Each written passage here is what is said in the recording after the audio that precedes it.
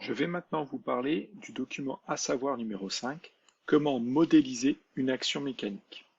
Donc modéliser, je vous rappelle, c'est représenter par un schéma, un dessin, une expression mathématique, c'est-à-dire une formule, de façon simplifiée. Le but est toujours de simplifier, mais il va falloir que ça représente au mieux, suivant nos compétences, nos connaissances du moment, ce que l'on essaye de représenter.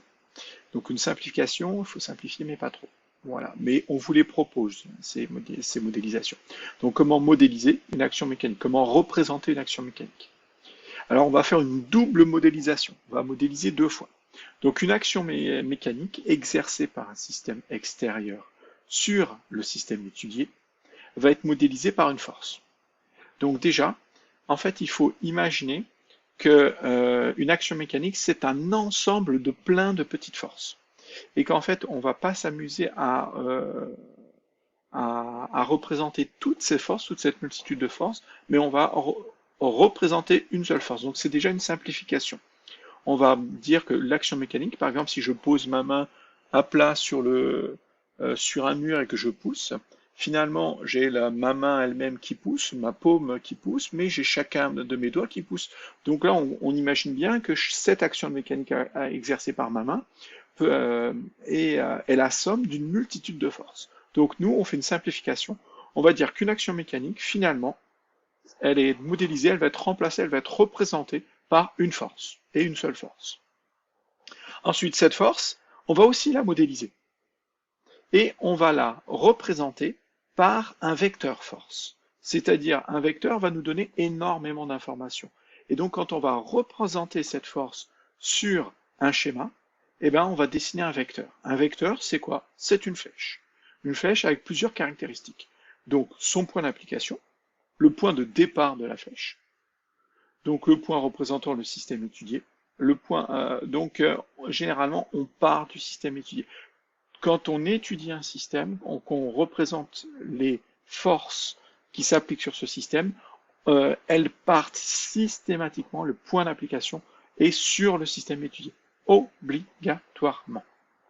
Sa direction, la direction, ça va être en fait la droite sur laquelle se trouve ce vecteur, cette flèche, et là c'est représenté en pointillé.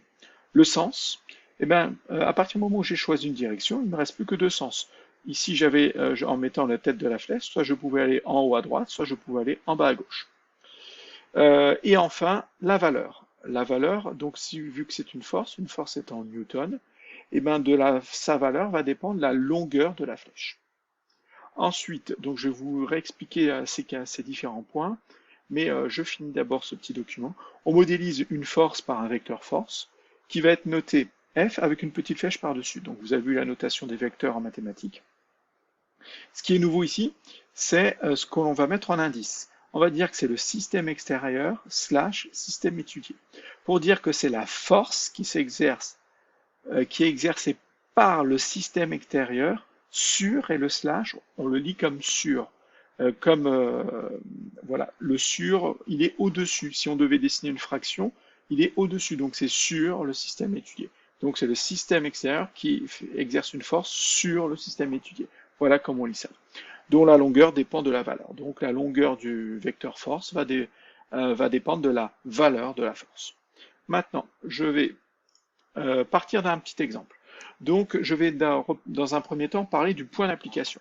Le point d'application, donc on l'a dit, ça va être forcément sur le système étudié. Là, j'étudie ce carton. Donc on a un carton, ce rectangle est un carton. Il est pour l'instant posé sur le sol, c'est mon système que je vais étudier. Donc si je veux étudier ce système, toutes les actions seront représentées, toutes les actions mécaniques seront représentées par des forces, et ces forces seront représentées par des vecteurs forces, et tous les points d'application de ces vecteurs forces partiront de cette boîte, de ce rectangle. Ça veut dire que toutes les flèches partiront de ce rectangle. Donc on va prendre différents cas. On va faire le plus connu, celui qu'il ne faut jamais oublier, c'est que cette boîte, ce colis est à la surface de la Terre, proche de la Terre, donc il est attiré par la Terre, donc il a son poids. Donc le poids, est une action mécanique qui va être représentée par une force. Cette force va être représentée par un vecteur force. Et vu que c'est une action à distance, le poids ou l'interaction gravitationnelle, eh ben, on va prendre ce qu'on appelle le centre de gravité. Le centre de gravité, c'est le point qui va être au centre de ce colis. Alors, ça serait le point d'équilibre des masses. Pour faire simple, c'est le barycentre des masses, et on pourrait dire hein, le point d'équilibre, mais le point d'équilibre à l'intérieur. Donc, on le placerait par exemple ici, ce point d'équilibre, et donc ça serait le point d'application d'une force qui est à distance. Toutes les forces à distance partiront du centre de gravité, du centre d'équilibre des masses de l'objet étudié. Ensuite, si je veux étudier l'interaction entre le sol et la boîte, eh ben, je vois qu'il y a une surface de contact entre la boîte et le sol, c'est la face du parallélépipède rectangle qui est ici. Donc ici, ça serait un petit rectangle qui est là, qui est en dessous. Et ben en fait, ça va être le centre de ce. Donc une force la réaction du support, qui est une force de contact entre le sol et le colis. Donc, vu que c'est une force de contact, elle serait représentée, son point d'application serait le centre de cette surface de contact. Là, on ne voit pas sur ce dessin exactement la surface de contact, mais je prends le centre de la surface de contact. Donc ma force aurait comme point d'application celui-ci. Ensuite, je vais prendre un dernier cas, ou deux cas. Allez, l'air. On a donc, je vais dessiner quelques molécules d'air. Voilà. Hop, on va imaginer que mon colis avance vers la droite, et on verra pourquoi tout à l'heure. Donc il est en déplacement. Donc il va rencontrer l'air. Et bien je vois qu'il y a une seule face du colis qui va être en contact avec l'air, c'est cette face ici, qui est ici. Et ben je vais reprendre à nouveau, c'est une force de contact, le centre de la surface de contact. Ensuite, imaginons que cette boîte, elle avance parce que je la tire. Je la tire parce que j'ai ici accroché une ficelle et je tire dessus. Donc, je vous ferai grâce de dessiner un bonhomme. Vous savez très bien que je dessine très mal. Donc là, j'ai accroché une ficelle et je tire dessus, de la gauche vers la droite. Et bien là, c'est super simple. Il n'y a qu'un seul point de contact. Cette ficelle est accrochée à un point, à un endroit particulier de la boîte. Donc le point d'application de ma force, exercée ici, sera ce point ici. Donc si je devais après dessiner des forces, on va le voir rapidement, je vais revoir le reste rapidement, mais j'aurai une force qui serait comme ça, qui part de ici, j'aurai une force ensuite qui partirait de ce point qui irait vers le haut, j'aurai une force due au frottement dû à l'air qui serait comme ceci, et j'aurai une force due au fait de tirer avec ce câble qui serait comme ça. Donc voilà un petit peu. Et vous avez vu que les points d'application sont super importants.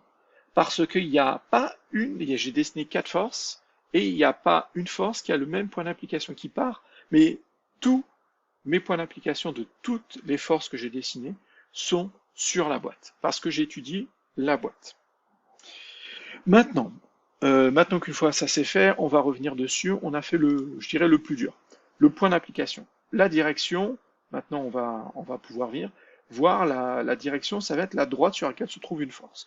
Et bien si j'ai une force à dessiner, donc j'ai un point d'application et je vais dessiner une droite. Quand j'ai dessiné cette droite, j'ai dessiné en fait une direction, c'est-à-dire horizontale, verticale, légèrement oblique, faisant un angle de 10, 15, 20, 30 degrés par rapport à l'horizontale. J'ai dessiné ce qu'on appelle donc une direction. Ensuite, ça va me permettre de déterminer par la suite le sens. Et vous voyez que les deux sont très liés. Dans la vie de tous les jours, on ne fait pas la distinction.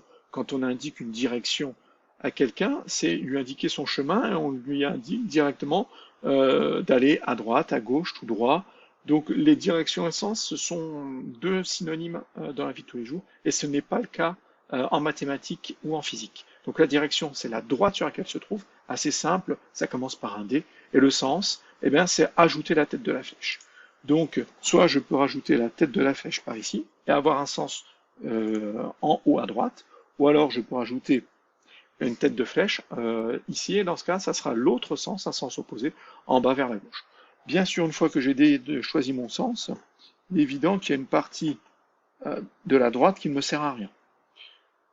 Donc j'ai mon point d'application, j'ai ensuite décidé et choisi ma direction, et ensuite le sens.